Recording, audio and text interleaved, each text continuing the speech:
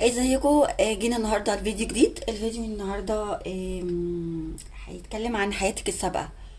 انت كنت ايه في حياتك السابقه، وايه قصه الحب اللي كانت معاك في الوقت ده؟ وهل هي قصه الحب دي هي قصه الحب اللي انت واقع فيها في الزمن ده؟ النهارده القرايه هتبقى من اختيارين. اول اختيار هو الحجر الازرق اللي بالشكل ده. على فكرة خدوا وقتكم في الاختيار، عشان القراية دي هتبقى دقيقة شوية وعميقة يعني. فده أول حجر معانا، الحجر الأزرق. أو انتوا ممكن تختاروا بشكل الكروت زي الكارت ده، مجموعة رقم واحد.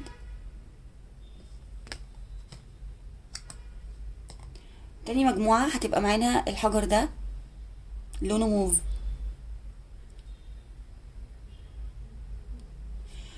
أو هنختار شكل الكروت دي.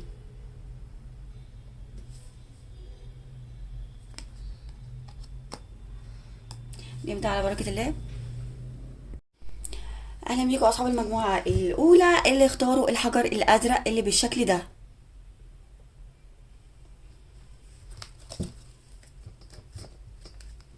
تعالوا نشوف أول كروت بالشكل ده. أنا نسيت. طيب تعالوا نشوف دلوقتي انت كنت يعني طفولتك في الحياة السابقة كانت عاملة ازاي، فترة شبابك، فترة نضوجك، فترة الحب بتاعك كان في سن كام، وهكذا.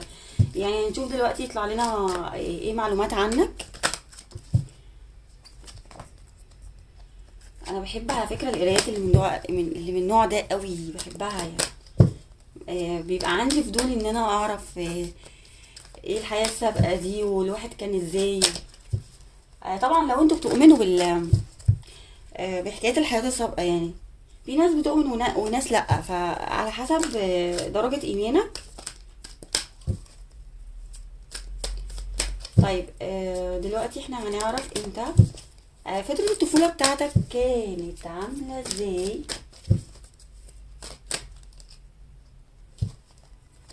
اصحاب المجموعة الاولى،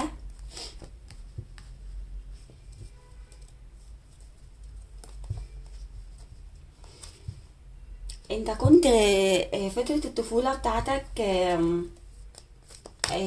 كنت في وسط عيلة غنية قوي، او اب غني جدا،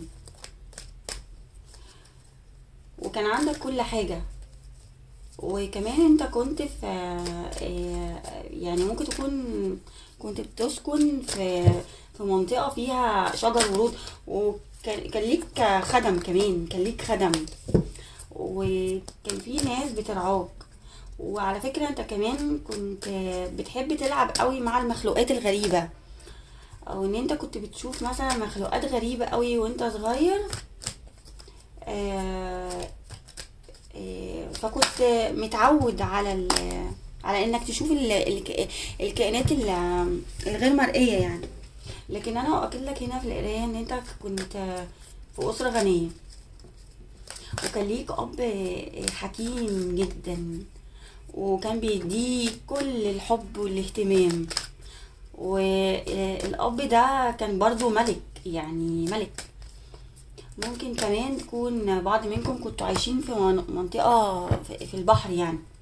لكن انا اللي ظهر لي هنا ان انتوا ممكن تكونوا ساكنين قرب مثلا يا مدينة ساحلية، يا اما مدينة فيها اشجار، زي مثلا لما بنسمع في سوريا ولبنان والحتت دي. فهم اغلبية سكنهم بيبقى في وسط يعني خضرة وشجر والكلام ده، يعني مش وسط مدينة وزحمة وخنقة ودخان.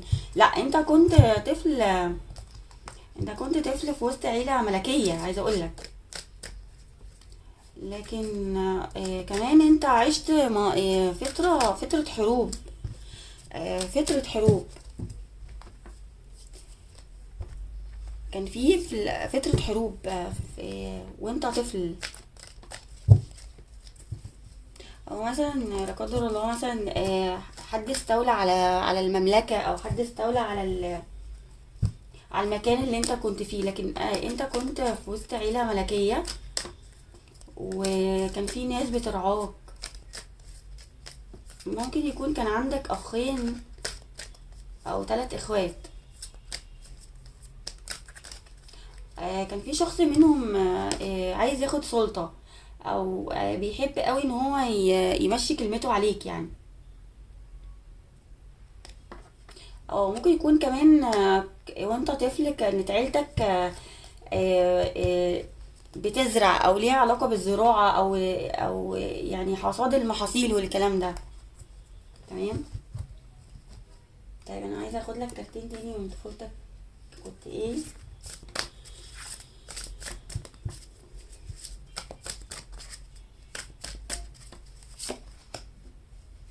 اه انت كنت بتحب الحيوانات، يعني انت كنت بتحب الحيوانات جدا. كنت بتحب الحيوانات قوي، كان ليك علاقة بالحيوانات او ارواح الحيوانات. وكمان انت كان ليك حيوان وفي جدا وانت صغير، يعني كان ليك حيوان وفي جدا. كان بيفرق معاك قوي، كنت بتعتبره البيست فريند بتاعك او صديقك يعني. عايزه اقول لك ان انت كمان ممكن يكون كنت مربي مثلا نمر او اسد او يعني حاجه او قطه.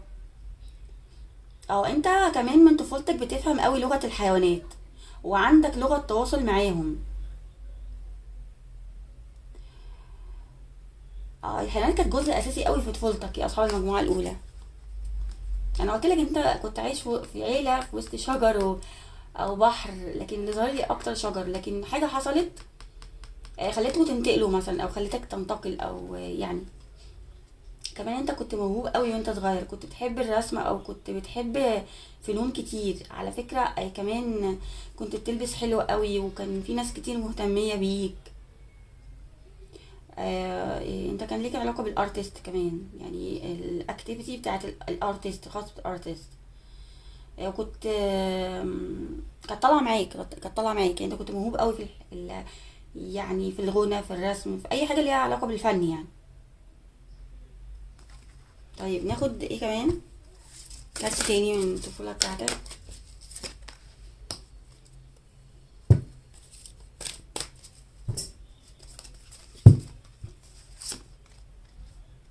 اه كنت كمان بتحب تطلع في الخضره والزرع وتعمل يوجا، ويعني كنت بتحب قوي تتواصل مع انا قلت لك تتواصل مع الطبيعه والحيوانات. وكان معظم انت كنت هادي جدا وانت صغير على فكرة، انت كنت هادي، انسان هادي قوي قوي قوي، انسان هادي وبتحب الاستقرار كده والهدوء. ما كنتش شقي قوي يعني، ما كنتش شقي، كنت مدلل، كنت طفل مدلل جدا جدا. وكنت اللي يطلب منك حاجة بتديها له. انا قلت لك انت كان في اب ليك بيعودك ان انت تدي الناس الفقراء او تدي الناس او تتصدق مثلا، او يعني انت كنت شخص معطاء جدا. وكمان انت اكتر حاجه كنت تديها وانت صغير هي مثلا تشارك السندوتشات مع الناس، او يعني تشارك حاجه مع الناس. لكن انا باكد لك هنا ان انت كنت ملك او يعني انت من عيلة ملكية أو من قبيلة تخص ملوك أو أمراء. وكنت غني جدا، كنت من عيلة غنية أوي أوي أوي أوي أوي.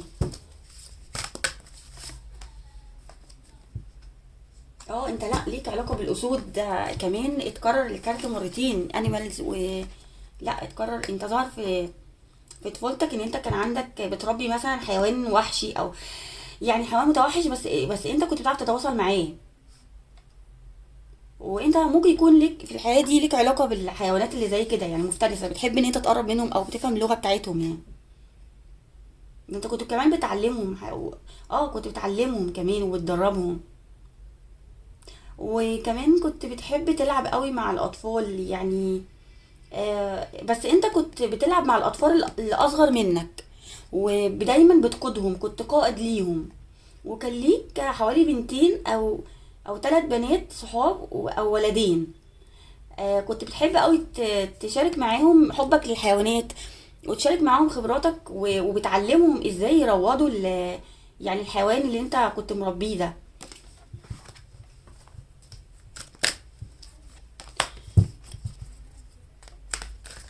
انت كنت شخص عاقل عاقل وانت صغير قوي، عاقل عاقل كده ورزين وكنت بتسمع الكلام. ما كنتش يعني كنت هادي، ما كنتش فظ الطباع مثلا او شقي او يعني. وكنت بتحب العدل قوي، كنت بتحب العدل. ولما كان حد بياخد منك حاجه يا لهوي. ظهر عندي برج الميزان، لما كان حد بياخد منك حاجه كنت لا بترجع الحقوق لاصحابها، وكنت بتضايق جدا لما حد ياخد منك حاجه من غير وجه حق. كنت بتضايق قوي قوي قوي قوي. بالذات الحاجه دي مثلا ممكن كانت تخص فلوس، او تخص مثلا يعني اكل في ايدك او حاجه زي كده، فانت كنت لا. وكمان انت كنت قاعد في منطقه فيها ممكن تكون ايجيبت. كنت قاعد في منطقه فيها حفر اه اثار في على الحيطان، واثار على يعني على المكان اللي انت كنت قاعد فيه. انا قلت لك انت كان عندك، انت كنت عايش في مملكه يعني. كنت عايش في وسط امراء او ملوك يعني. بس حصلت حاجه وانت صغير. حصلت حاجه خليتك تمسك العرش مثلا، او خليتك تمسك السلطه ورا اجدادك او ورا والدك يعني.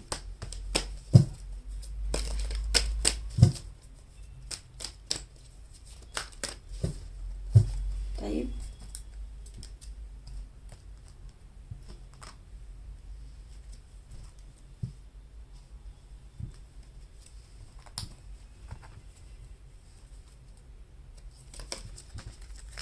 انا عايزه اخد لك بس كارت من ده تاني بخصوص الفولتا.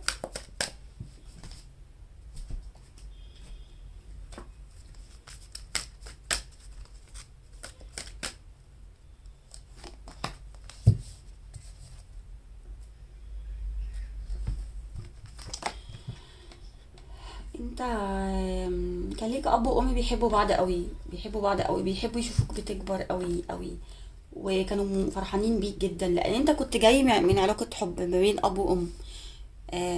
علاقة حب حلوة. وكان عندك باباك ومامتك متفاهمين جدا جدا جدا، وكانوا بيحبوا يبصوا لك وانت بتزحف مثلا، او انت يعني. ممكن يكون على فكرة كان ليك اخ توأم. اخ توأم. وكنت بتحب تقعد في الشمس. باباك ومامتك في الحياة السابقة كانوا بيحبوا ياخدوك في وسط الخضرة. وكانوا بيحبوا يطلعوك في أماكن مفتوحة يعني.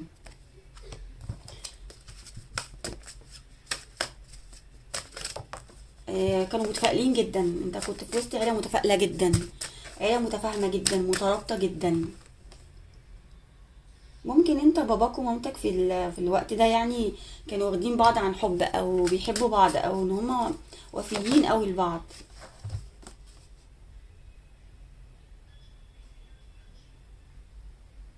بس انت كنت متوقع دايما ان الناس هي اللي تيجي تصالحك، او هي اللي تيجي تطبطب عليك، او انت كنت متوقع حاجات كتيرة جدا من عيلتك. يعني كنت لما بتزعل بتتراضى كويس. اه. لكن انت كنت عندي قوي. ممكن مامتك كان ليها علاقة بالخياطة. كانت بتخيط لك اللبس بتاعك، يعني كان لبسك دايما كان بيبقى متخيط يعني. متخيط كان حد مخصوص كان بيخيط لك هدومك. يا اما مامتك بقى كانت مثلا موهوبة في حكاية الخياطة او التطريز، او حكاية الهدوم يعني الملابس، او تفصيل الملابس.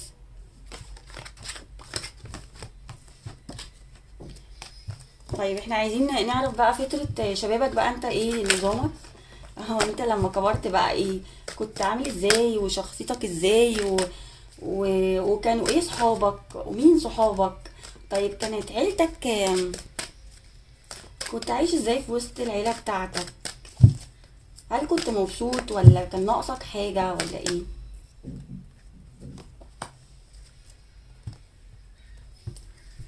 اه انت اتدربت ان انت تتحمل المسؤولية وتطلع في وسط الحروب. انا قلت لك انت كنت في وسط يعني مكان فيه حروب او فيه صراعات يعني. انت كان ليك صديق وفي قوي قوي قوي فترة شبابك. كان ليك انت لو بنت فانت كان ليكي صديقة وفية جدا. كان ليكي صديقة وفية جدا جدا جدا، وكنت بتحكي لها كل اسرارك. وكانت الصديقة دي مقربة ليكي، يعني اكتر من اخت او اكتر من اخ. وممكن يكون انت في الحياة السابقة كنت شعرك اصفر. او انت كنت شعرك اصفر، او انت مثلا كنت بشرتك سمراء، او صديقتك كانت بشرتها سمراء مثلا، او صديقك. يعني خدوا القرايات معكوسة. انت يا اما كان ليك اخ بقى مقرب جدا، وانتوا الاتنين كنتوا بتقولوا اخباركم لبعض، وكنتوا بتتقابلوا في مكان فيه خضرة برضو، وكان لبسكوا شبه بعض. كان لبسكوا شبه بعض. انتوا كنتوا تتبادلوا بعض حاجة. انتوا كنتوا تتبادلوا مع بعض الاسرار او الحكايات او الروايات او الفن، او يعني كنتوا عندكوا ايوه نفس الاحلام والطموحات وكنتوا بتحكوها دايما للشخص المقرب ده يعني. لكن انت كنت ايه ده؟ انت كنت محارب. كنتوا بتطلعوا بتحاربوا. انت كنت محارب قوي جدا، قوي قوي. بصوا الصقر ده، انا مش عارفه هو صقر ولا ايه، بس هو باين لي ان هو صقر في الكارد. او الصقر ده، انت كنت قوي قوي، وكنت شجاع جدا جدا جدا. كنت شجاع. يعني لما حد بيوكلك بمهمة بتعملها على اكمل وجه بشجاعة جدا. كان قلبك قوي. كنت بقلب قوي قوي. وما كانش بيهمك حاجة. ولما كنت بتشجع الناس ان هم ما يخافوش. فانت كنت شخص شجاع هنا. كمان فترة شبابك انت آه، آه، في حاجة حصلت أثرت عليك. يا إما ممكن تكون الحاجة دي كانت مثلا بين الإخوات. لو احنا قلنا كان عندك إخوات، فممكن الحاجة اللي حصلت دي هي خناقة بين إخوات، أو مثلا صراع على سلطة، أو صراع على حاجة. وكنتوا دايما كان دايما في حد بيجرح. على فكرة انت كان عندك صداقات من بلاد مختلفة، من اليابان ومن يعني من امريكا مثلا، او يعني الحتت دي يعني افغانستان، باكستان. بس انا الصين. يعني انت كان عندك صحاب من البلاد دي. انا قلت لك انت شخص ملكي هنا، ملكي، كنت في عيله ملكيه. كمان انت لا حصل لك حاجه، او حصل لك موقف خلاك تنهار في حاجه، او خلاك تغير حساباتك، او خلاك ما تكونش زي الاول، او متغير. انت ممكن تكون تعرضت لخيانة او تعرضت لحاجة، لكن انت الماضي بتاعك كنت دايما بتبدأ من جديد. لما بيحصل لك حاجة فانت كنت دايما تبدأ من جديد. بس انا مش حاسة ان الصديق اللي كان عندك ده خانك. ممكن على فكرة كان في صراع، او حد فرق ما بينكم. يعني حد فرق ما بينكم ايام ما كنتوا مع بعض يعني. طيب ايه تاني كمان؟ ما انتوا قصتكم يعني حكاية ورواية. كمان انت لا ده انت كنت بتتعرض لمواقف كتير قوي. على فكرة انت ممكن تكون كنت بتتعرض لا قدر الله للحرق، او حصل حريقة، او حصل حاجة. تمام. لا انت كنت مش حكاية متأيد، بس انت كنت مجروح من حاجة. انت كنت لما بتطلع حروب او حاجة كنت بتبقى جريح. ودايما كنت بتطلع نفسك من النار، وبتعيد بناء نفسك من اول وجديد. انا قلت لك انت كنت شخص قوي جدا، شجاع. قلبك قوي. قلبك قوي. كنت بتطلع من وسط النار وكأن ما حصلش حاجه. لكن في نفس الوقت انت ممكن تكون لك علاقه بالهند كمان. انت كمان انت بترد المظالم لاصحابها، حتى لو انت احترقت، او حتى لو انت تعرضت للخطر. فانا قلت لك ان انت كان قلبك حلو وشجاع. لا انت كذا مره الكارد يطلع انت ليك علاقه بالحيوانات. على فكره ليك علاقه بلغه الحيوانات. بتعرف تتواصل معاهم كويس. وممكن يكون ده طالع معاك في الحياه دي. لكن انت كنت متضايق من حاجه، او مجروح قوي. مجروح جدا. وكان في حد بقى مأيدك. انت ممكن تكون في حد مثلا اسير، اثرك وانت بتحارب، او انت كنت بتطلع في غزوات او حروب. ففي حد هنا كان اثرك، او كان بيعذبك مثلا. كان بيعذبك. لكن انت كان حظك حلو جدا، كل ما كنت بتعاني او زي ما قلنا ان انت بتحترق من اجل الاخرين، او انت كنت بتدخل في مواقف صعبة جدا جدا جدا، لكن في نفس الوقت انت كنت محظوظ ان انت تبتدي من جديد. انت الحظ معاك يا اصحاب المجموعة التانية الاولى، الحظ معاكوا حتى في الحياة دي، انتوا ناس محظوظة، ناس محظوظة. ممكن يكون كمان نمبر 10 هنا ظهر لي،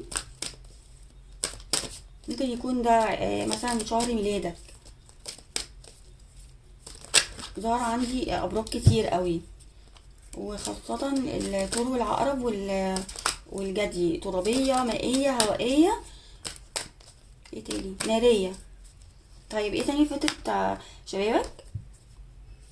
آم، انا قلت لك انت كنت شخص حقاني قوي، حقاني حقاني يقولوا ايه، حقاني حقاني، حقاني قوي وعادل جدا جدا جدا. وعلى فكرة كان ليك تواصل مع حدثك، ليك تواصل مع الحدث بتاعك.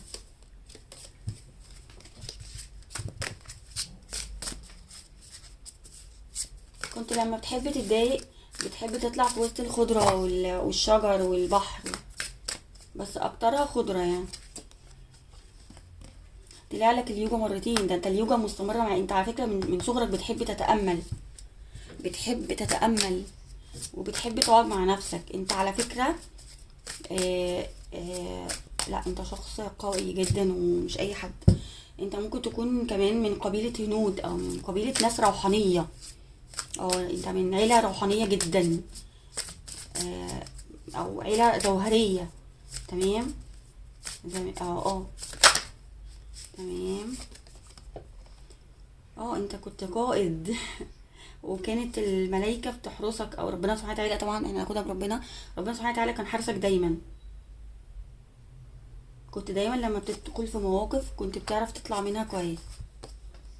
لو انتي بنت كان عندك انتي كنتي محاربة كمان، محاربة، ولكن انتي كان عندك اطفال ممكن، وكنتي بتحبي الورد قوي، وكنتي محاربة، ولكن حصلت حاجة خلتك تخبي اطفالك او تخبي عيلتك، او تدافع عنهم. انتي بتضحي على فكرة حتى في الحياة دي.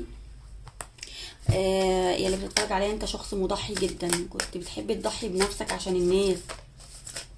انت الكروت بتاعتكم على فكرة عمالة تتنطر انتوا عندكم شوق، او يعني عندكم فضول قوي حكاية الحياة السابقة والكلام ده يعني. انت كمان كنت في شبابك بتحب تكتب ممكن، وكان ليك حد بيساعدك على ده، او بينمي عندك الموهبة دي، بينميها قوي عندك. و يا اما كنت بتحب تكتب جوابات بقى، او انت كان عندك على فكرة سيكريت بوك، كان عندك كتاب او نوت كده صغيرة بتحب تكتب فيها الحاجات السيكريت بتاعتك او امنياتك.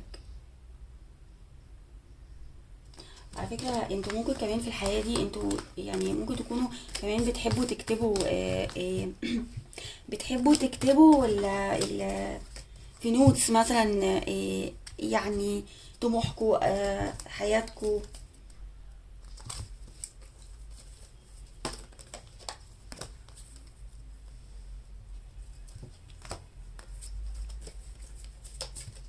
اسراركوا. لكن انتوا كان عندكم صديق مقرب او صديقة كنتوا بتقولوا لها كل حاجة. طيب احنا بقى ندخل بقى على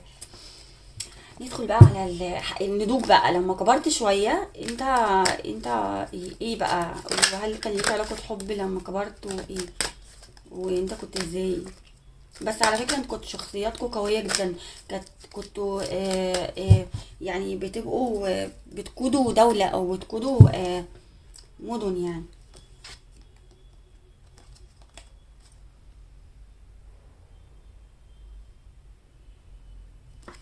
كان دايما لما بتحس ان انت عليك شغف في حاجة فكنت بتحب تعملها،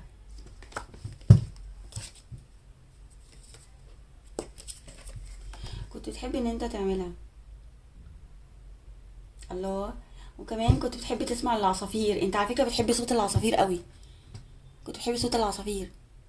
انا قلت لك انت ليك علاقه بالخضره والطبيعه، انت بتحب قوي تخرج في الطبيعه.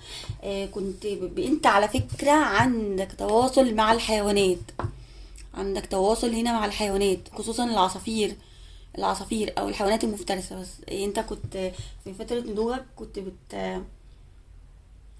بتحب تسمع جدا لغه الحيوانات، واكترها عصافير، واكترها عصافير. وكنت بتحب تسافر كتير، كنت بتحب تسافر، وبتحس ان محدش قدك لما كنت بتعمل ده، وبتنتقل ياما قوي. لكن كنت بتخاف، لكن انت كان عندك امل دايما ان انت هتعمل حاجات كتير. انت كان نفسك تعمل حاجات كتير قوي في حياتك يا اصحاب المجموعة الاولى. في فترة النضوج يعني لما كبرت، انت على فكرة ممكن تكون كنت اسمر البشرة، او كنت في مكان زي افريقيا مثلا، لكن انت كنت بتسمع لصوت عقلك وصوت حدثك. ده انت كمان اللي كان ليك علاقة حب حلوة قوي قوي قوي قوي، وكنت انت اللي بتحب تقدم فيها كل حاجة. انت كان ليك حد بعيد عنك في في بلد تانية بتحبه، انت انت بتحبه، او كنت بتحب تروح له، او كنت بتحب تسافر له. لكن انت عايزة اقولك ان انتوا كان ليكوا علاقة حب حلوة جدا.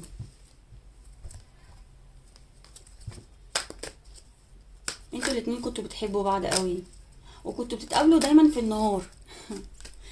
كنتوا بتتقابلوا في النهار، في النهار. وعلى فكرة انتوا الاتنين كنتوا بتتبادلوا نفس المشاعر، ما كانش في أنانية، او كان في مثلا احبك اكتر مني، لا. انتوا الاتنين كنتوا نفس درجة الحب.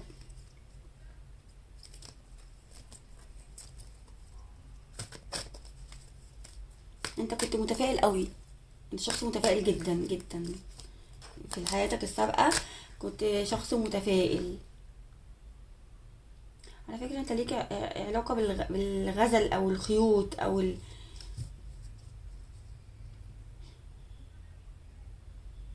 انت ممكن تكون كمان كنت بتعمل حاجة يدوية، حاجات يدوية. على فكرة الكارت بيأكد ان انت كان ليك ليك طفل، كان ليك طفل او طفلين. لو انت كان ليكي طفلين، كنت بتحبي تقعدي ابنك على حجرك، وفي نفس الوقت تشتغلي، وكان عندك امل كبير جدا ان انت بكره تبقي احسن، او الحياه اضطرتك بقى ان انت تشتغلي شغلانه بعرق جبينك. يعني انت مثلا كنت ممكن تكوني رفضتي حكايه ان انت تبقي ملكه او كده، لكن لا، انا عايزه اقولك ان انت كنت، لا كنت كنت من عيله ملكيه. ده واضح جدا من اللبس كمان، واضح جدا من اللبس.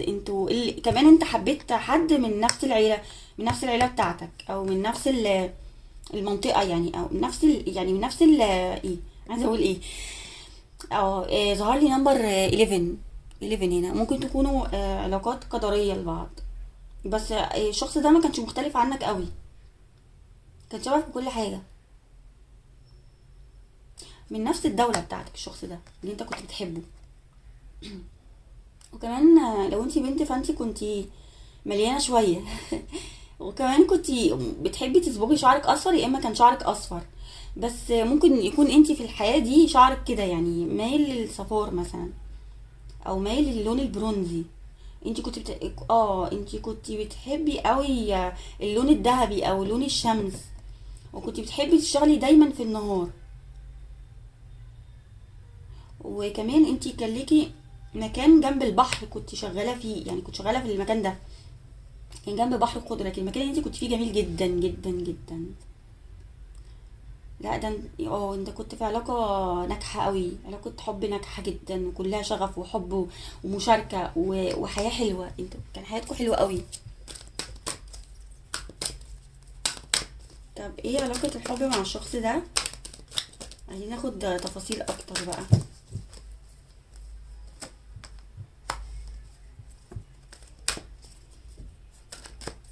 انتوا الاتنين كنتوا روحانيين قوي، وحدثكوا عالي جدا، وكنتوا بتبعتوا لبعض جوابات او رسائل. على فكره انت لما كنت بتغيب بتوحش الشخص ده قوي، وهو كان بيوحشك. وكنتوا انتوا الاتنين بتتفقوا على مقابله في يوم معين او في مكان معين. على فكره ظهر عندي نمبر 2 او نمبر 11. ممكن انت تكون ليك علاقه، يعني لو انت ليك حبيب فانت ممكن يكون ليك علاقه بالرقمين دول معاه، 2 او 11. كمان نمبر 8، 8 اوف وونز. انت كنت لا انتوا كنتوا بينك وبين الشخص ده بلاد او سفر او حاجه زي كده. لكن عايزه اقولك ان انتوا كنتوا بتبعتوا لبعض كتير قوي، كتير مراسيل ياما قوي، مراسيل ياما. وممكن يكون كان مختلف عنك في حاجه بقى. طب ايه كمان؟ امم انت كنت كوين. انت كنت كوين يا جماعه، كوين. انا قلت لكم انتوا كنتوا ملوك، كنتوا كوين. وكان ليكوا سلطه كبيره جدا، كان ليكوا سلطه كبيره قوي. آم، على فكره هو هنا ظهر عندي ان انتي، لا انا حاسه ان انتي كنتي في بلد زي الهنود الحمر. لان هنا رمز البقره رمز البقره. فالبقره دي بتبقى في بلاد زي مثلا الهند او حاجه زي كده. وكمان لبسك شبه الهنود، او لبسكوا شبه الهنود الحمر، يعني شبه معرفش، هو شبه الهنود. وكنتي صارمه جدا، وكنتي بتحافظي على مكانك او بتحافظي على حياتك او بتحافظي على حياه الناس. لكن انت كان، انا عايزه اعرف علاقه الحب دي ايه، انا شداني يعني. كان ليك اب كينج يا جماعه، كينج وكوين، كينج اند كوين يا جماعه. انتوا كنتوا ملوك وملكات في الحياه السابقه. بصوا الكروت، ما جبتش حاجه من عندي. انتوا كنتوا ملوك وملكات، يا اما انتوا من عيله ملوك او ملكات. انت كنت شخص غني جدا على فكره، شخص غني، شخص غني. بس انت كنت بتحب تنزل تعمل شغل بنفسك، او كنت بتحب تنزل تعمل حاجات بايديك مثلا. وكنت في علاقة جواز ناجحة. وعلى فكرة ممكن انت كنت مخبي الحد اللي انت بتحبه ده في مكان، او انتوا متجوزين في مكان بعيد عن قصص الحروب والكلام ده. انت كنت جذابة قوي، وكان شكلك حلو جدا. وكنت بتحبي تلبسي لبس فواتح في ورود، فساتين. اكتر لبسك كان فساتين وورود. وكمان كان شعرك طويل قوي، كان شعرك طويل. ايه حكايتكم مع 11 تلات وحيد؟ ظهر لي 11 ومرة تلات وحيد.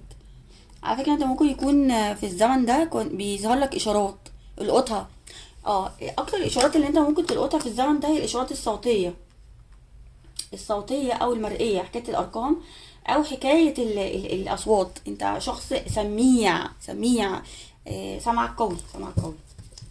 تمام.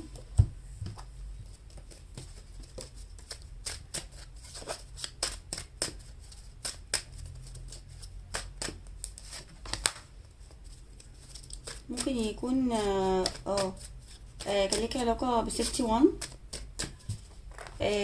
انت كمان ممكن تكون كنت ليك علاقة بالطب او ممرض. بتراعي المرضى او بتراعي الناس الكبيرة اللي في السن. على فكرة انت عندك الصفة دي دلوقتي.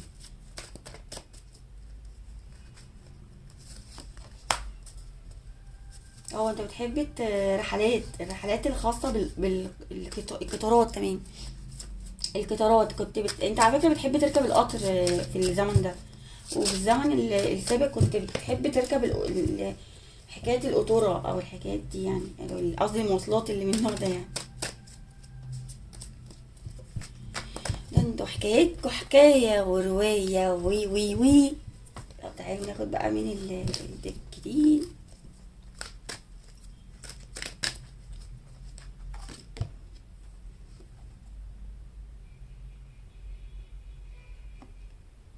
مم. عندك كمان بعض منكم كان ليه علاقة بالخيول. انت شخص محارب. كنت محارب، وكنت دايما قائد في حياتك.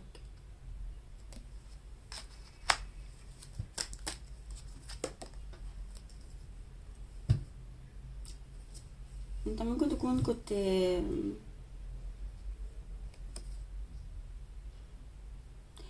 اتربيت اتربيت في كنيسة مثلا، او اتربيت في، او كان ليك علاقة يعني، بس انت كنت شخص غني، كنت من عيلة غنية جدا.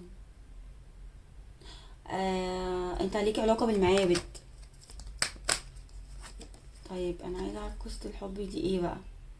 دايما ظاهر لك زفول في الكارد بتاعك، فانت كنت شخص انت ممكن تكون كمان كنت تخين شوية او مليان، مليان يعني مليان، جسمك مليان شوية، ممكن مش شرط يعني. كمان انت، لا انت كنت لا ذو سلطة، وبتحب تقرا كتير وتطلع على حاجات كتير، وتطلع على ثقافات ياما.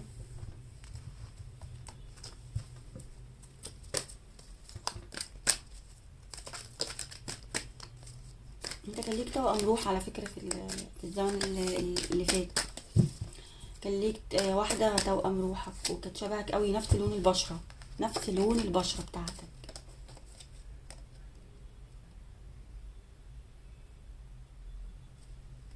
ظهر عندي كل الأوراق.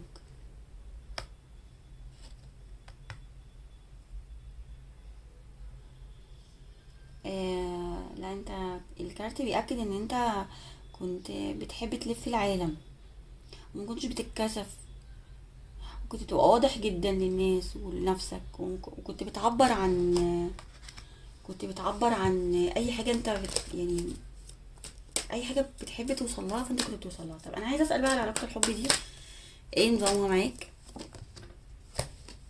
ياه، في حد غدر بيك وفرق ما بينك وبين الحبيب ده. في حد غدر بيك، وكمان قتلك. انت اتقتلت في الحياة السابقة، اتقتلت، اتقتلت. انا اسفة بقول لكم كده، بس هي ده اللي ظهر عندي. في حد غدر بيك، في حد غدر بيك، حد غدر بيك. طب ليه الغدر ده؟ مم. عشان الفلوس، عشان المادة. اتغدر بيك عشان المادة، عشان السلطة، عشان السلطة. على فكرة الشخص ده كان بيحبك قوي، بص يعني، هي كانت بمنظر وبعدين بقت بمنظر تاني لما انت حصل لك كده يعني. بقت حزينة جدا، وبقت وحيدة جدا.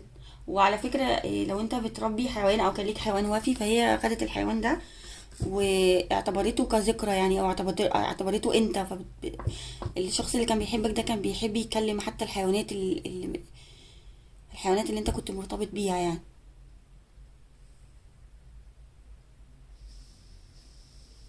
بس برغم ان انت اتقتلت وناس خدت فلوسك والشخص ده زعل عليك، لكن ما كانش بيهمه ابدا الفلوس قد ما يهمه ان انت ترجع.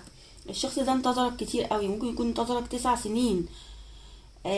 بس 9 سنين ازاي؟ انت اتقتلت اصلا، انت اتقتلت. فالشخص ده يعني انتظر حتى ان هو يحب غيرك، او ان هو مثلا العدل يظهر، او يقتص مثلا للي حصل لك. لكن الشخص ده كان يائس. طب ايه كمان؟ ليه الشخص ده كان يائس؟ ايه اللي حصل؟ ايه اللي حصل؟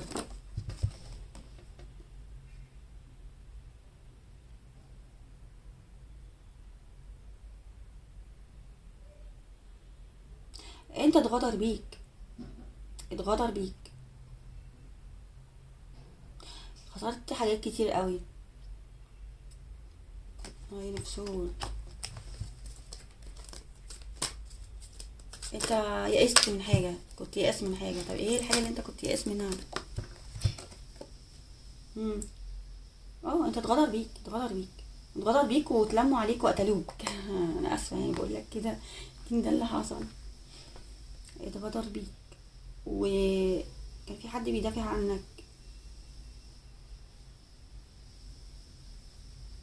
بس الحاجة دي قدر، قدر. عايزة اقول لك ان هي كانت قدر من ربنا سبحانه وتعالى، كان ربنا مقدر لك ان يحصل ده.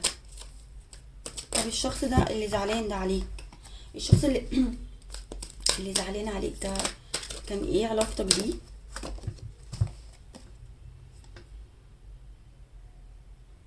كان بيحافظ على فلوسك الشخص ده، او بيحافظ على مالك، كان بيحافظ على مالك. كانت كوين اوف بنتكل. اه الشخص ده كان زوج، الشخصية دي كانت زوجة او ام، او حبيبة. والاغلب هي كانت حبيبة، كانت حبيبة، لان انت طلع لك اللوفر تو اوف كاب. فالشخص اللي زعل عليك قوي دي حبيبة، زعلت عليك قوي قوي قوي قوي، وحافظت على فكرة على الفلوس اللي انت كنت، انت قلت انت شخص يعني كنت في عيلة ملكية، وكان ليك مغامرات، وكان ليك ناس كتير، وكان ليك علاقات كتير. لكن الشخص ده زعل عليك جدا لما حصل لك حكاية القتل دي. لان انا بحثت عن، او يعني فتحت عن حزنه، سبب حزنه ايه. طلع المادة هي اكتر حاجة الشخص ده تولاها من بعدك. زي ما بيقولوا يعني ان انت حملت للشخص ده مسؤولية كبيرة جدا من بعدك يعني. والشخص ده على فكرة كان وافي ليك جدا، كان وافي قوي. حتى الحيوانات اللي انت كنت سايبها، حتى ظاهر لك هنا الكلب. يعني بصوا، يعني البنت تحتيها، تحت في كلب نايم جنبها، فهي كانت شخص وفي جدا، وفي. كان في حد وفي جدا، والحد ده انا قلت لك يا ام، يا اما زوجة، يا اما حبيبة. لا انت في ايه حكايتك مع اليوجا؟ ايه حكايتكم مع اليوجا؟ طب ايه؟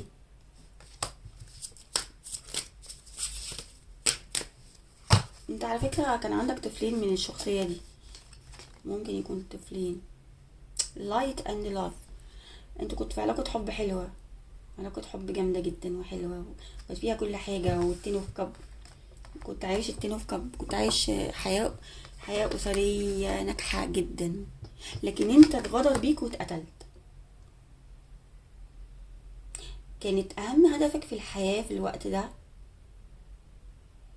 ان انت تشفي الناس او تشفي نفسك. وكان طالع لك كارد، الكارد ده كان هيلث، خاص بالشفاء. انتوا شفائيين يا اصحاب المجموعة الاولى، ناس شفائية، وناس شفائية بالحب يا جماعة، بالحب في العالم ده. ممكن انت كمان طالع بالصفة دي في الحياة دي، ان انت كنت شخص محب جدا، او بتعالج بالحب، بتعالج بالحب. ممكن يكون لك علاقة بالطب هنا. تمام. قصتكو غريبة عجيبة، بس حلوة حلوة. أنا نفسي استمتعت صراحة، استمتعت جدا.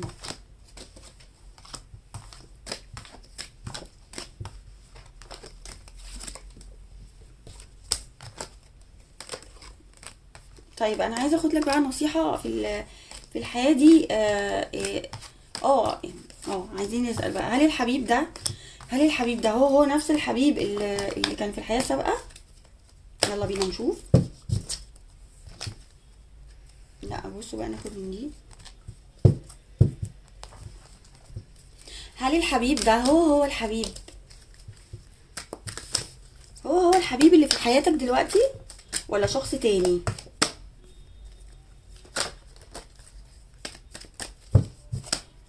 هل حبيبك اللي في حياتك دلوقتي هو الحبيب اللي زعل عليك وحافظ على فلوسك، وحافظ على حتى الحيوان اللي انت كنت بتربيه، خده ورباه هو، او يعني كان وافي ليك جدا؟ هل هو الشخص ده هو الشخص اللي انت بتحبه في الزمن ده؟ تعالوا نشوف. هو هو هو لافرز، هو الشخص ده، هو يا جماعة، هو الشخص ده. على فكرة تلاقي الشخص ده كمان بيزعل عليك قوي لما بتشتكي له مثلا حالك، او تبقى في حالة سيئة، فبتروح تشتكي له فبيهديك. الشخص ده على فكرة بيهديك. الشخص ده شبهك يا جماعة، انتوا توائم، يعني احتمال توائم، ناخدها توائم روح يعني. بصوا الاتنين دول لابسين شبه بعض، الاتنين دول مفيش حاجة هتقطع ما بينهم، وهيعيشوا اكتر من حياة. القصة دي هتتكرر اكتر من حياة طالما نفس طلع لك الكارد. هو الكارد، هو الشخص اللي كان في حياتك السابقة. انتوا كنتوا وافيين جدا لبعض، كان في ما بينكوا عهد او عهود، كان في ما بينكوا عهود. اللي فرق ما بينكوا الموت يا جماعة، اللي فرق ما بينك وما بين الشخص ده هو الموت.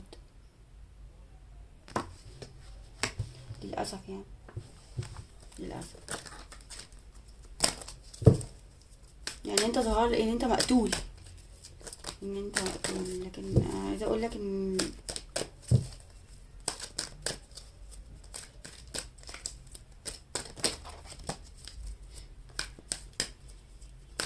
انا زعلت قوي، زعلت. طيب. طب ليه ظهر لي كارت الديس؟ ممكن على فكرة كارت الديس يكون تغيرات، او يعني اختلافات ما بينكم، او سحر ما بينكم.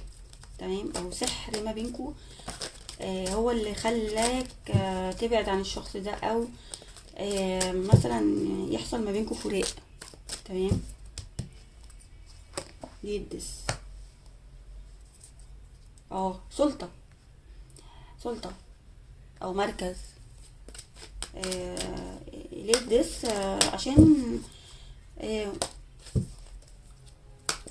مستوى اجتماعي مثلا، او سلطة، آه، مملكة، طمع يعني. طب انا عايزة استفسر اكتر يا جماعة، ليه الديس؟ كنتوا بتحبوا بعض قوي، يا انتوا حبكوا ده بيكفي العالم كله يعني. بصوا يعني انا مش هتكلم، يعني انا اللافرز اند ايس اوف كاب. يعني انتوا في علاقة حب، الشخص اللي انتوا بتحبوه في الزمن ده هو الشخص اللي انتوا كنتوا بتحبوه في زمن سابق. تمام. انتوا ما زلتوا هتحبوا الشخص ده لحد الموت، لحد الموت. ليه الدس؟ امم اختلافات، اختلافات، هايروفنت، اختلافات. ده انا عندي الابراج الترابيه، اختلافات، اختلافات. يا اما خطيئه، خطيئه، خطيئه هي اللي فرقتكم، عملتوا خطيئه فرقتكم عن بعض. ممكن يكون حصل ما بينكم سحر، حصل ما بينكم سحر او حصل، بس اكترها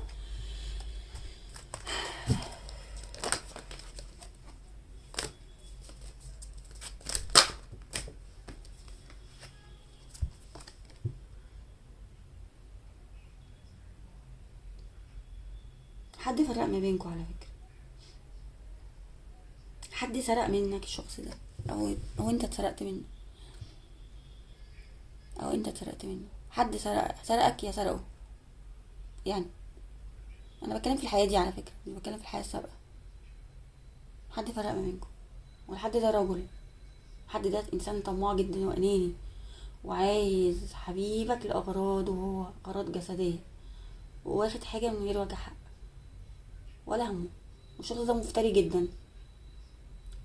وعلى فكره الشخص ده وظيفته في الحياه دي ان هو يعذبك ويعذبه. طرف تالت، طرف تالت. والطرف ده اغلبيته رجل مش مرأة، رجل، رجل. خلي بالكم يا جماعه من الاشخاص اللي بتدخل حياتكم. لو انتوا في علاقه حب وحاسين ان انتوا بتحبوا حد، خلي بالكم من الاشخاص اللي بتدخل حياتكم، عشان الاشخاص دي وظيفتها ان هي تفرق ما بينكم، تفرق ما بينكم. تمام. طب انا عايزه اخد لك بقى نصيحه.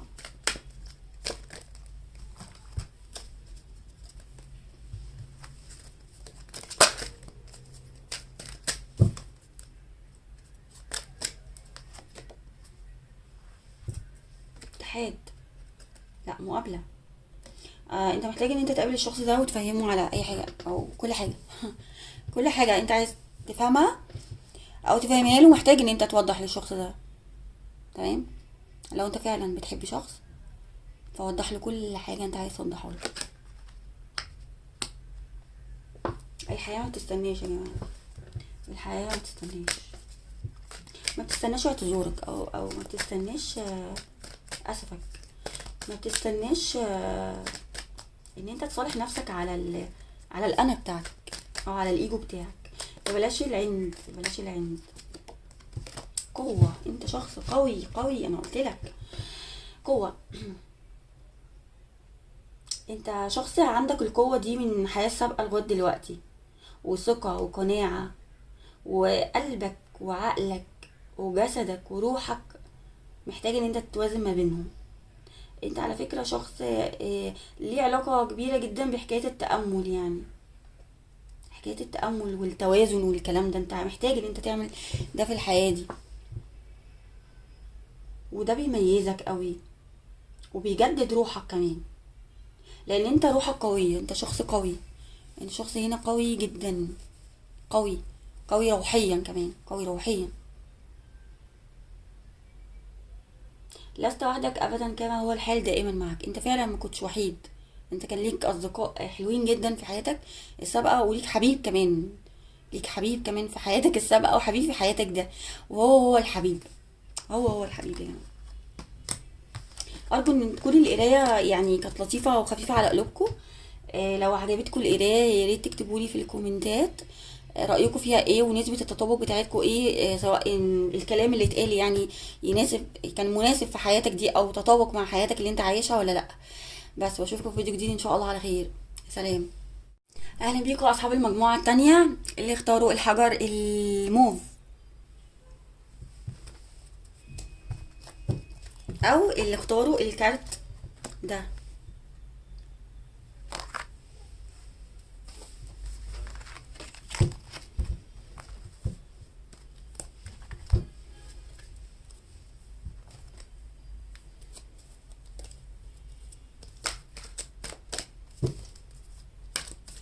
هناخد دلوقتي الطفولة بتاعتكم كانت عاملة ازاي في حياتكم السابقة، وبعد كده هندخل على مرحلة الشباب ومرحلة النضوج.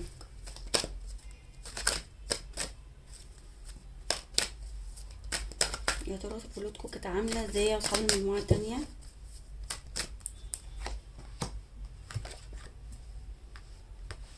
واضح كده ان في ناس من المجموعة الاولى داخلين هنا كنوع من التطفل يعني على اصحاب المجموعة التانية.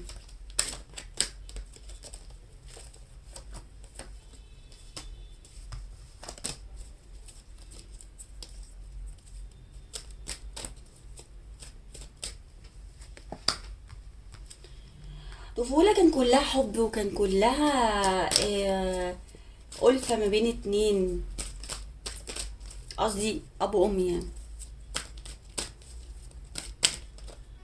بس انت كنت شخص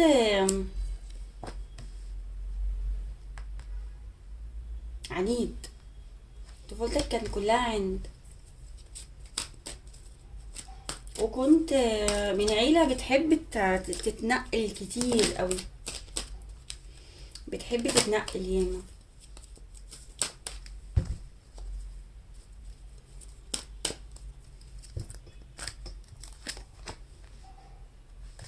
لا انتوا في حاجة، انتوا نفس الاشخاص هنا من المجموعة الاولى داخلين. انت كنت شخص عندك كل حاجة، وكمان انت كنت عايش في منطقة زي شلال، فيها شلالات او فيها بحيرات. كان عندك اب طيب قوي، وكان عندك ام جميلة قوي. كان مامتك دايما مهتمية بنفسها ولبسها ومظهرها، وكانت حنينة قوي عليك. وباباك كمان على فكرة كان حنين قوي عليك، كان حنين قوي، وكان بشوش قوي.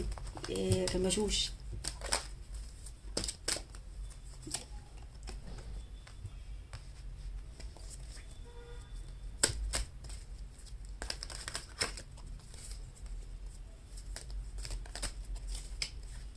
انت كنت بتحب تتعارك وانت صغير، كنت لبش كده يعني، اللي هو انا بتعارك مع اي حد، واللي هيجي مني ارزعه سيف، انتوا مش عارفين بابا مين ماما مين.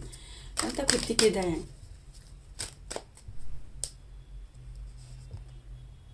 انت كنت ليك علاقة بمنطقة في جبال او في بحيرات او شلالات. مم. انت كان على فكرة كنت من عيلة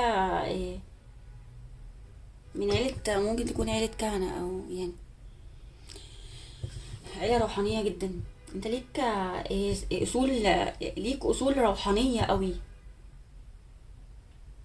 ممكن تكون انت برج العقرب، والحقيقة هو كل الأبراج ظهرت، بس الظاهر أكتر هو برج العقرب يعني.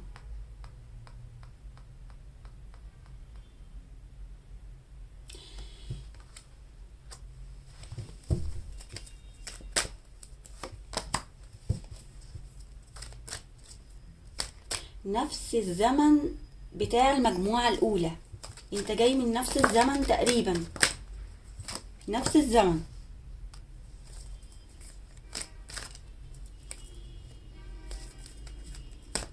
بس انت كان عندك مش مشاكل وانت صغير، يعني كان عندك مشاكل مع الناس، او مع اللي يقرب منك، او مع اللي ياخد حاجة منك، او انت كنت ما بتسيبش حقك على فكرة، وكنت دايما بتتعارك بقى.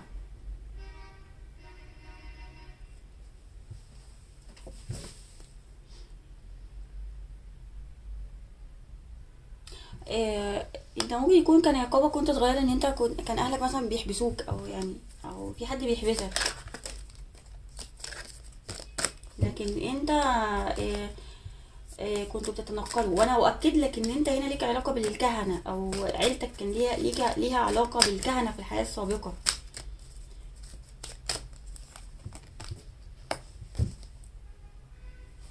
امم انت كنت بتخاف قوي من الخيانه وانت صغير، او بتخاف ان حد يسيبك، بتخاف قوي من ان حد يسيبك يعني، حد يسيبك، حد يتخلى عنك، حد يغدر بيك. انت على فكره كنت شخص، بالرغم ان انت من اب وام بيحبوا بعض، وكانوا يعني كانوا مبسوطين، وكان باباك كويس ومامتك كويس، ممكن يكون حد فرق او خطفك من باباك او مامتك على فكره بقى، حصل حاجه فانت اتخطفت او اتخذت، لان انت هنا خايف، كنت خايف قوي، او اتحبست، او يعني اخدوك اسير مثلا. وكمان اه انت ليك علاقه بالبحر، ليك علاقه بالبحر.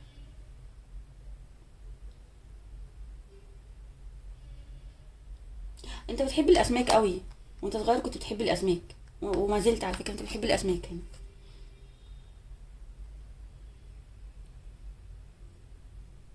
بتحب الاسماك، ده ظاهر يعني الطاقه دي ايه ده يعني، فظيعه يعني. او انت مثلا ليك علاقه بالبحر زي ما قلنا يعني. طب ايه تاني في طفولتك؟ امم لا ده انت بص، الرموز شايفين الرموز اللي على الكارد؟ انت مش اي حد على فكره، انت عندك اصول روحانيه فظيعه، او ليك علاقه بالكهنه، او حاجه زي كده، حاجه زي كده.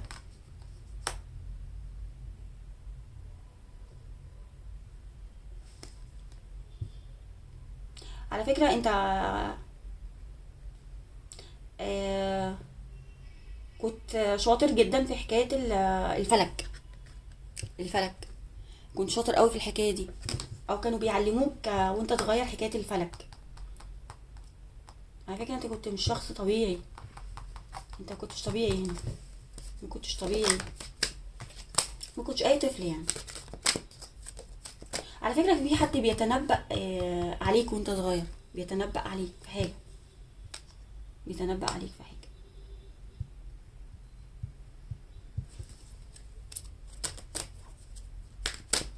لكن ما اقدرش اقول لك ان انت كنت من عيله غنيه قوي، بس ظهر عندي الكينج والكوين، فانت ممكن تكون زي اصحاب المجموعه الاولى، ان انت كنت من عيله ملكيه، ولكن لا، انا الاكتر يعني من عيله كهنه، او من عيله روحانيه قوي. لكن العيله دي على فكره عايزه اقول لك ان كان فيها حب، كان فيها حب، وكان فيها تفاهم، وكان مامتك وباباك زمان كانوا مراعينك قوي. لكن حاجة حصلت بقى، حاجة حصلت علشان روحانياتك، او علشان يسرقوك يسرقوك مثلا، او ياخدوا حاجة. انت كمان وانت صغير كنت بتخبي الحاجة، وكنت بتحب العنب قوي، كنت بتخبي الحاجة تحت الصخور مثلا، او تحت، يعني كان ده المكان السيكريت بتاعك يعني صخور بتخبي الحاجة مثلا تحتيها، او ايه تاني؟ وكمان كنت ظهر عندي برج الاسد. كنت كمان طفل محارب زي المجموعه الاولى، لكن انت طفل مش مدلل قوي، مش مدلل، لكن انت كنت بتعرف تجيب الحاجه المستخبيه. كنت بتعرف تجيب الحاجه المستخبيه على فكره وانت صغير. كنت كنت سوسه كده، وكنت تخبي الحاجه وتبقى عارف مكانها، وما كنتش تقول لحد. تمام. طيب عايزين نعرف بقى فترة الايه الشباب بتاعتك كانت عاملة ازاي؟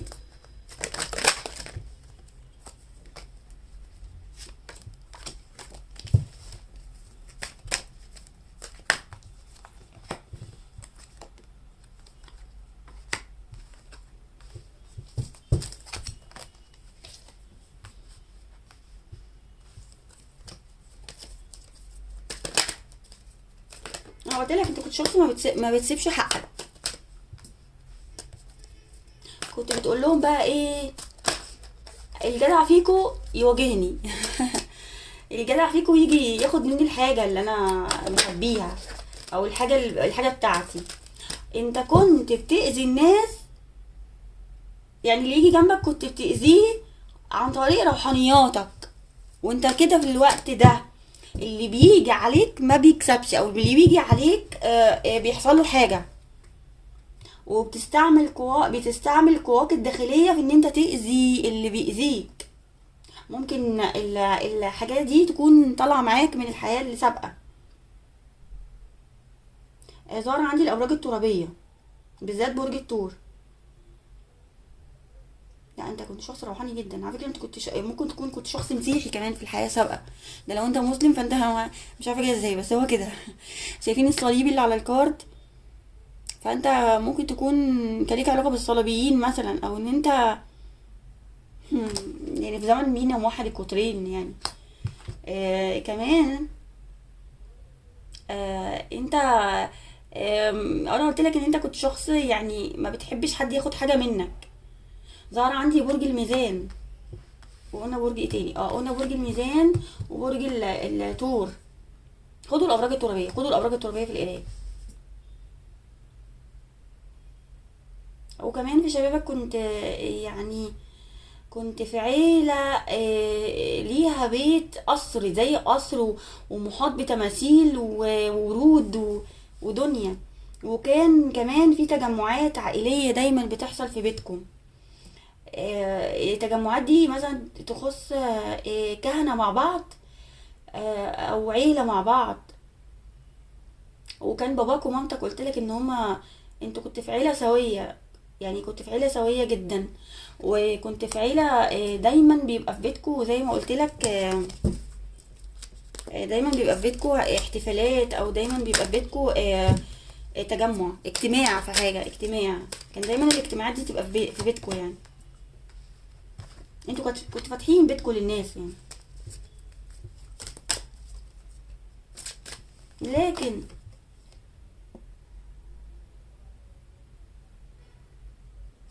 على فكرة انت كان ليك تواصل مع العالم الاخر، مع الموتى. ممكن انت على فكرة ممكن تكون بتحلم بأموات يعني. ممكن تكون بتحلم بأموات في الزمن ده. انت كان ليك علاقة بكده في الزمن السابق، يعني كنت بتتواصل مع أرواح أو تتواصل مع ناس تانية. كنت تتواصل مع ناس تانية. ظهر عندي برج الأسد.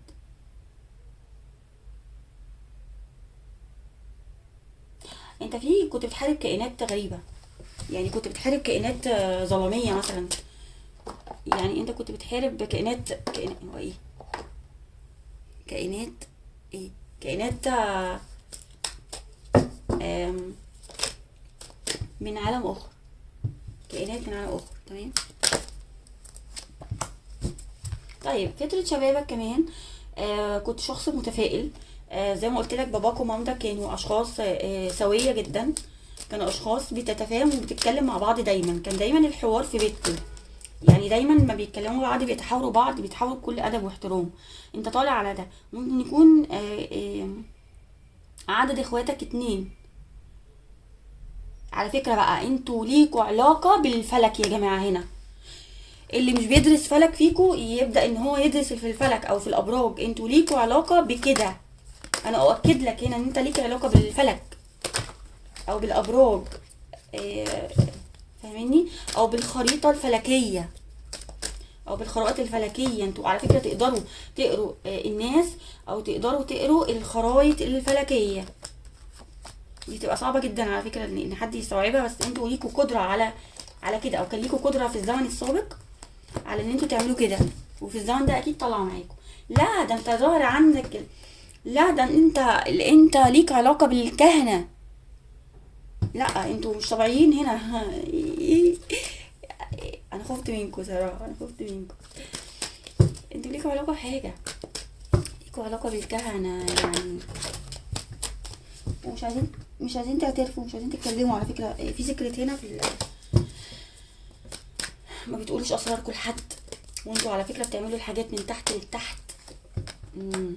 مفيش حد بيحس بيكوا، مش اي حد يحس بيك. تمام.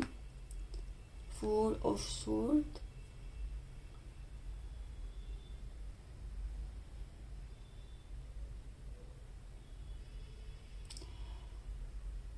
بس انت كنت شخص، لا انت كنت بتدخل في عوالم غريبة في شبابك، كنت بتدخل معابد غريبة. وعلى فكرة كان ليك حكمة جدا، كان ليك حكمة قوي وانت صغير يعني. كان عندك حكمة، كان عندك حكمة، كان عندك حكمة كبيرة قوي، كبيرة.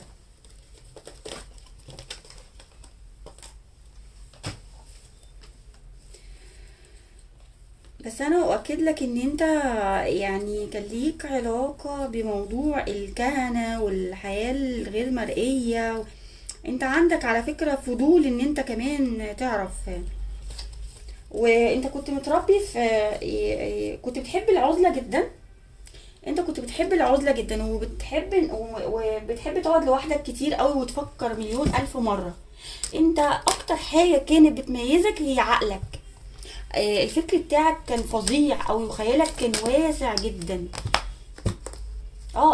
انت كنت بتخبي الحاجة، انت كان ليك اسرار كتيرة، انت مليان اسرار، مليان.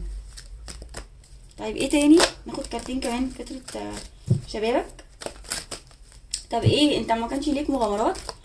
انت كل مغامراتك كانت تخص شغفك، او تخص زي ما قلت لك التواصل مع العوالم التانية. انت كنت مكرس حياتك لحكاية الفلك والكلام ده. اه لا، انت كنت متزوج بقى عن حب، انت كنت متزوج. انت اتجوزت بدري على فكرة. اصحاب المجموعة دي انتوا اتجوزتوا بدري. في الزمن السابق انتوا اتجوزتوا بدري وعشتوا حياة سعيدة جدا. ظهر التين اوف كاب، التين اوف كاب. تمام. انا مش عايزه اخد التين كرقم، لكن انت كنت شخص زي ما قلنا ان انت تزوجت بدري يعني.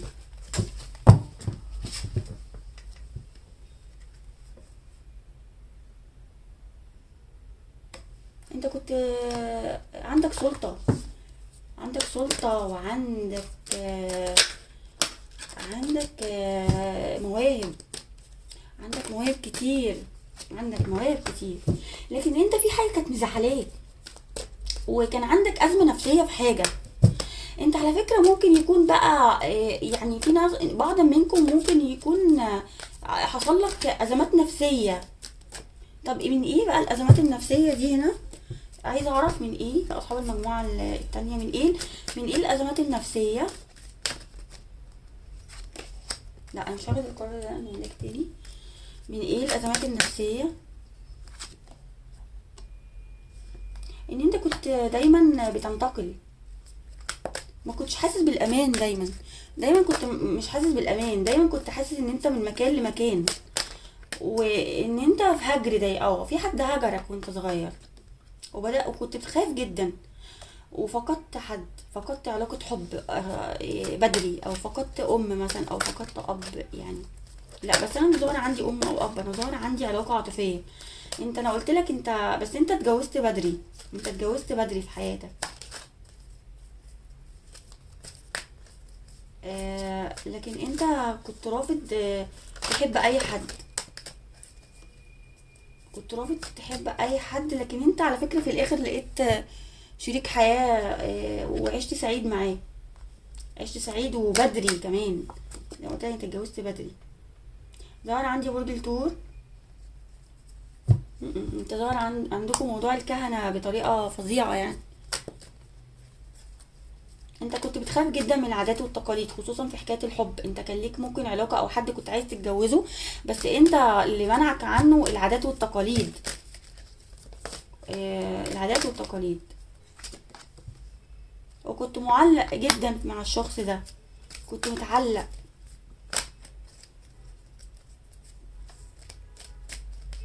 انت كنت متعلق بالشخص ده قوي. ما كنتش حاسس ان انت هتلاقي غيره. وكنت قافل قلبك. كنت قافل قلبك ومش عايز تحب حد تاني. لكن ايه اللي انت عملته عشان تتجوز وتبقى سعيد بالطريقة دي، وكمان تتجوز بدري؟ ايه اللي انت عملته؟ اتجوزت ممكن بالعقل بقى. في حياتك السابقة فكرت بعقلك اكتر. فكرت بعقلك اكتر. ممكن على فكرة تكون انت ارمل او ارملة في حياتك السابقة. ممكن ان انت قفلت قلبك بالطريقة دي. فين قفلت قلبك بالطريقة دي وعقلك، او ان انت كنت بخيل قوي في مشاعرك وما كنتش عايز اي حد، او انت كان ليك علاقة عاطفية وما كنتش قابل اي حد. لكن انت اتجوزت على فكرة، اتجوزت بالعقل. اتجوزت بالعقل. اتجوزت بالعقل عشان عادات وتقاليد. عشان عادات وتقاليد. تمام. طيب، عايزة ادخل لك بقى على مرحلة النضوج ونشوف، عشان انا باخد اكتر من ديك فالموضوع متلخبط معايا. بس ماشي، احنا شغالين.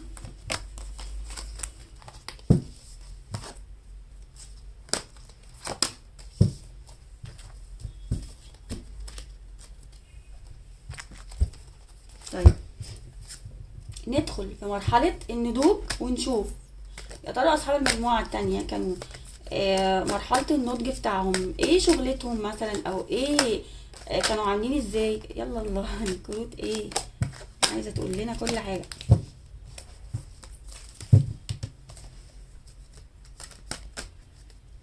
اصحاب المجموعة التانية يا ترى في مرحلة النضوج كنت عامل ازاي. ايه اللي هيظهر لنا في شخصيتك. هل كان ليك علاقة حب ولا لأ. كنت مبسوط ولا لأ. مم.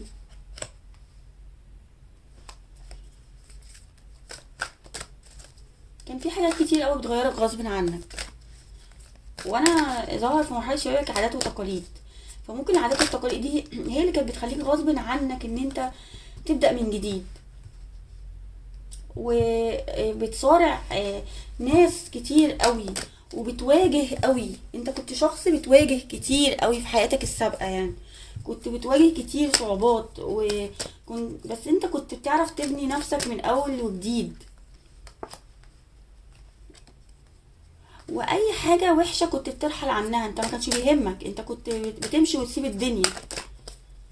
انا حاسه كده ان الشخص اللي طلع لنا في التين اوف كاب، واللي انت كنت عامل كنت عامل اضراب ان انت تتجوز اي حد تاني، فهو ممكن يكون الشخص ده. طب انا هفتح بقى تاني، هنسأل تاني هل هو الشخص ده انت اللي رحلت وعمال تصارع وبتبني نفسك من جديد ويعني هديت الدنيا. هل الشخص ده، طب تعالوا نسأل قبل ما نفتح اكتر. هل الشخص ده اللي انت اتجوزته، هو الشخص اللي انت كنت بتصارع الناس عليه وسبت الدنيا ومشيت عشانه؟ هل هو الشخص ده؟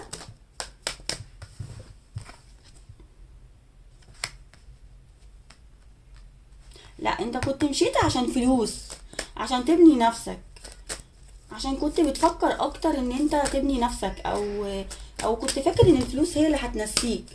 طب هل الشخص ده هو الشخص اللي انت اتجوزته في حياتك السابقة، اللي انت بتصارع الدنيا عشانه لا، لا، انت مشيت وسبت الشخص ده.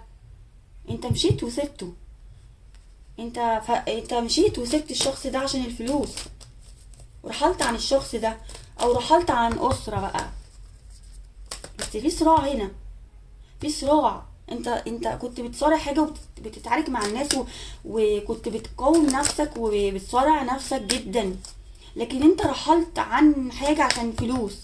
انت ممكن تكون خسرت فلوس. طب عايزين تاني نسأل، هل الشخص اللي انت اتجوزته هو الشخص اللي انت اتعاركت مع الدنيا عشانه وانت في مرحلة النضوج؟ اصحاب المجموعة التانية،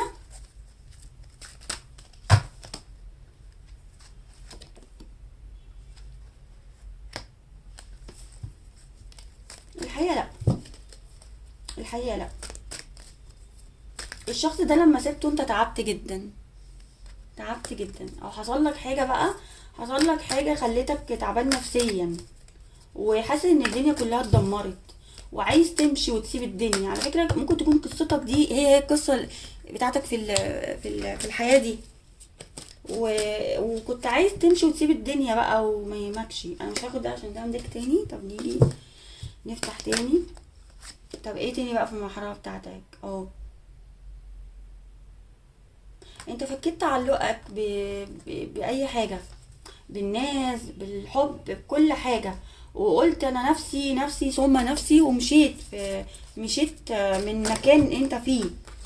وممكن تكون استغنيت عن الفلوس، الفلوس اللي كانت في حياتك يعني. لو انت كنت من عيلة غنية زي ما فتحنا، فانت استغنيت عن الموضوع الفلوس وقلت ابتدي من جديد وابني نفسي. تمام. وبدأت تدور على حياة جديدة فيها حب، وفيها انت على فكرة بقى انت مشيت عشان تبحث عن الحبيب ده. انت رحلت من مكان واستغنيت عن الفلوس. تمام. وفكيت تعلقك بالمكان وبالاشخاص وفصارعت وقررت ان انت تمشي علشان تلاقي شغفك في العاطفة، في الحب، وتلاقي اللي انت عايزه، اللي قلبك يريده. تمام. عشان كده انا مستغربه انت ازاي اتجوزت عن حب وازاي كنت قافل قلبك. فانت ممكن تكون انتوا كانوا بيجبروك ان انت تتجوز حد ما كنتش حابه، فانت فضلت ان انت تمشي وتسيبهم، او ان انت تسمعش كلامهم وتقرر ان انت تلاقي سعادتك بنفسك. وبرغم ده انت ضحيت بالفلوس. انت قررت ومشيت. انت مشيت، ظهر عندي برج السرطان. انت مشيت هنا وكنت بتصارع صراع نفسي، لكن انت قررت ان انت تمشي عشان تدور على شغفك وحبك، وكنت مصمم ان انت تكمل في القصة. تمام. انت كان عندك اطيان وحاجات، بس انت فضلت ان انت تسيبها. على فكرة تخرج من طوع الاسرة او من طوع يعني الناس اللي حواليك. انت هتغدر بيك يا اتقتلت زي المجموعة الاولى. هو ايه؟ طب ما انت اكيد يعني، هو اكيد دي من الحياة سابقة، فاكيد احنا متنا يعني الله يرحمنا. لكن التاني اوف سورد بتقول ان في قتل هنا، او في غدر، في غدر عشان سلطة، او حد خد مكانك بقى بعد ما انت مشيت. بس على فكرة عايزة اقولك، انت لما عملت كده بقيت غني، بقيت كوين. فانت كنت عارف كويس جدا انت رايح على فين. كنت كوين في مكانك، عوضت كل اللي انت خسرته. حصل لك صحوة يا اصحاب المجموعة التانية، حصل لك صحوة، حصل لك صحوة هنا. يا اما رجعت لحد قديم، حبيب قديم، وقررت ان انت تروح له وتسيب كل حاجة، حتى لو مت وحتى لو اتقتلت. فانت قررت، شخص كنت بتقرر كويس جدا، وكنت عارف تاخد قراراتك بنفسك. كنت بتعرف قوي تاخد القرارات من نفسك، ما كنتش بتحب حد يسيطر عليك يعني. فاهمين؟ وكنت متمسك جدا ان انت تلاقي كل حاجة انت بتحلم بيها. طيب، بس انت كنت دايما محتار، برغم ان انت كنت بتعرف تقرر، لكن انت كنت في حيرة دايما. او ان انت كان ليك علاقتين يا اصحاب المجموعة التانية، علاقة قديمة وعلاقة جواز.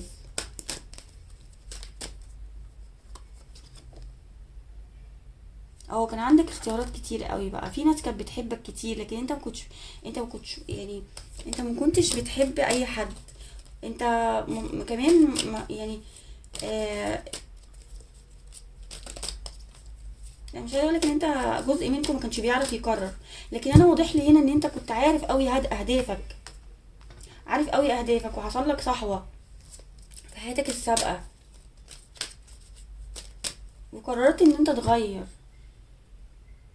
انت كنت على فكره انت بنيت نفسك بنفسك، وكنت غني قوي، وكنت بتفتخر قوي باللي انت وصلت له، وكنت بتفتخر قوي ان انت صارعت الدنيا واجتهدت واتنازلت عن حاجات، بس ربنا عوضك بحاجات كتير. كنت بتحلم بحبيبك. كنت دايما تشوف الناس اللي بيحبوا بعض اه. على فكرة بقى انت فضلت لغاية ما عجزت وانت مش ناسي الشخص ده، وعمرك ما حبيت حد بعده. شايفين الاتنين اللي ورا الشخص اللي قاعد؟ شايفينه بيفكر في ايه مع نفسه والحبيبة قدامه فانت كنت دايما تشوف اي اتنين تفتكر حبيبك، وكان دايما حبيبك ده في بالك لغاية ما عجزت، لغاية ما عجزت دايما بتفكر فيه، تقعد في الشمس وتفكر فيه، وكنت بتحب تبعت له. وعلى فكره الشخص ده كان بعيد عنك، يا اما انت عزلت بقى او مشيت او رحلت عنه، لكن انت كنت في ما بينك وما بينه تواصل. على فكره بقى فضل التواصل في ما بينك وما بينه تواصل. طب ايه؟ امم ديفل. في حد فرق ما بينك وما بين الشخص ده، في حد فرق ما بينك او ما بين عيلتك، تمام؟ يا ما بينك وما بين عيلتك، يا اما ما بينك وما بين الشخص ده، يا اما انت اتعرضت لخيانه بقى، اتعرضت لخيانه، اتعرضت لخيانه من امراه، اتعرضت لخيانه من امراه، ولكن انت ندمت. وكل ما تشوف قصه حب ناجحه تتحسر على نفسك. يا اما انت بطلت تصارع وتحافظ على الشخص ده، وكان عندك بدائل كتير، وقررت ان انت بقى تلعب بالفلوس وتختار ان انت تسافر عشان الفلوس وتكون نفسك، فسبت حكاية الحب ورميتها ورا ظهرك، بس انت عشت متحسر على الحكاية. طب ليه متحسر؟ كنت بتتمنى ان انت تتجوز الشخص ده، كنت تتمنى ان انت تعيش معاه في بيت واحد، دي كانت امنيتك من الحياة، لكن انا معرفش انت حققتها ولا لا. طيب هو انت حققت الامنيه دي؟ انا شايفاك زعلان، وكان معاك فلوس كتير، بس انت كنت زعلان، يعني زعلان كنت حاسس ان انت فاقد حاجه، يا فاقد عيله اسره، يا اما فاقد الشخص ده. طب نسال، انت يا ترى كنت فاقد ايه؟ هل اتجوزت الشخص ده؟ هل اصحاب المجموعه التانية في حياتهم السابقه اتجوزوا الشخص ده؟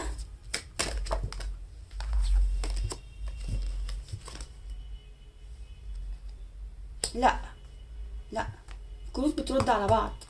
لا، انت ندمت على الشخص ده، عايزه اقول لك. طب عايزه اسال، انت ندمت على فكره على الشخص ده، ندمت ان انت سبته، كان عندك كل حاجه وقررت ان انت تضحي بيه سبيل الفلوس، لكن انت ندمت وشلت ذنبه. الشخص ده اصحاب المجموعه التانية شلت ذنبه في حياه سابقه. طيب نسال دلوقتي، هل هو الشخص ده هو الشخص اللي في حياتك دلوقتي، اللي انت سبته وتخليت عنه، وقررت ان انت تضحي بكل حاجة علشان فلوسك، علشان طموحك؟ هل هو الشخص ده اللي انت بتحبه دلوقتي، او لو انت في علاقة حب يعني دلوقتي، هل هو الشخص ده؟ هو هو شخص هو الشخص ده هو الشخص ده هو الشخص ده ايس اوف كاب. هو الشخص ده. ممكن يكون الشخص ده بيبدأ بحرف الام، ممكن احب اقولك ان هو الشخص ده اللي انت في حياتك دي، هو اللي انت عملت معاه كده. على فكره ممكن تكون القصه لو اتحكت، يعني اللي انا حكيتها ممكن تكون متشابهه مع قصتك، يعني ان الشخص ده مثلا انت تخليت عنه او سبته او تخلى عنك يعني. طيب، هل انت هتعمل نفس اللي عملته في الحياه السابقه مع الشخص ده، وان انت تندم عليه وتتحسر؟ انت قررت ان انت تقفل قلبك وتبطل علاقات من بعد الشخص ده ما دخل حياتك، وقررت ان انت قلبك ما يدخلوش حد غيره، او خلاص انت انت هتعمل زي ما عملت، لغايه ما تعجز. يدينا ويديكوا طول العمر لغايه، بصوا الراجل ده شعره ابيض ازاي. فانت لغايه ما تعجز هتحس ان بالذنب مع بالذنب بسبب الشخص ده، وعمرك ما هتلاقي حب زي حب قد الحب اللي انت حبيته له. انت في شخص هنا فاقده في حياتك السابقه، فقدته في حياتك دي، طلع هو نفس الشخص. تمام. وانت هنا قافل قلبك في الزمن ده، قافل قلبك، قافل قلبك. ده لو القصه بتتكرر يعني. تمام.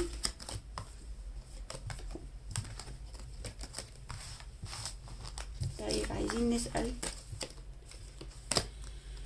عايزين نسأل ايه، او عايزين ناخد لك بقى نصيحة،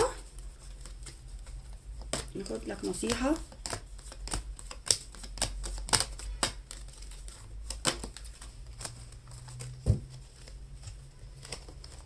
ناخد نصيحة ليك،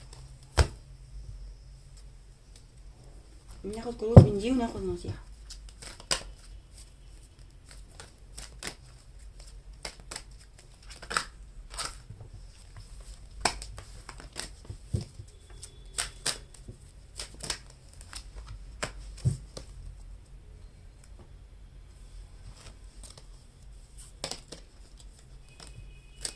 انت لو انت بنت فانت بتحبي اوي الاطفال، او عايزة تجيبي طفل من شخص بتحبيه، او عايزة تجيبي طفل مثلا تديله كل الحب اللي فقدتيه، او انت اللي بتتفرج عليا تديله كل الحب اللي انت فقدته في حياتك مثلا، او مع اسرتك، او تعوضه عن الحاجة اللي انت ناقصاك يعني. الحدث، انا قلت لكم انتوا مش اي حد، انتوا مش اي حد هنا. انتوا بتتمتعوا بحدث قوي جدا، قوي جدا، وبتتخاطروا مع الناس. ولما بتحبوا توصلوا رسالة لحد، بتوصلوها عن طريق التخاطر مثلا، او عن طريق الاحلام. وحدثك بيقولك ان الحدث بتاعك هو لغة الروح بتاعتك، واحساسك عميق جدا من ناحية الاحداث او الاشخاص. وعندك معرفة داخلية، هي اللي بتوجهك انت. دي على فكرة دي وراثة من حياتك السابقة. عندك معرفة داخلية، عندك حكمة كمان. وكمان الحدث بتاعك هو اعظم الهدايا اللي ربنا سبحانه وتعالى ملكها لك، فاستخدمها. انت على فكرة بتتواصل مع الكون والناس عن طريق زي ما قلت لك التخاطر او الحدث. وبتحاول لو في اشخاص بينكم، بتحاول تفعل عينيها التالتة، ما تعملوش كده، لان الحاجة دي طبعا مضرة يعني. لما بتكون غصب عن يعني مش وقتها، فبتكون حاجة مش لطيفة ومضرة لينا. تمام. دي كانت قرايه لكم اصحاب المجموعه التانية. يا رب تكون القرايه عجبتكم يا رب. واكتبوا لي في الكومنتات اي قصه يعني القصه بتاعتكم تطابقت مع مع حياتكم دلوقتي، قصه حياتكم السابقه يعني تطابقت مع حياتكم الحاليه. يا ريت تكتبوا لي في الكومنتات مدى تطابق القرايه، وهكون مبسوطه جدا حتى لو عملتوا لي ديسلايك على الفيديو. شكرا ليكم، واشوفكم فيديو جديد ان شاء الله على خير. سلام.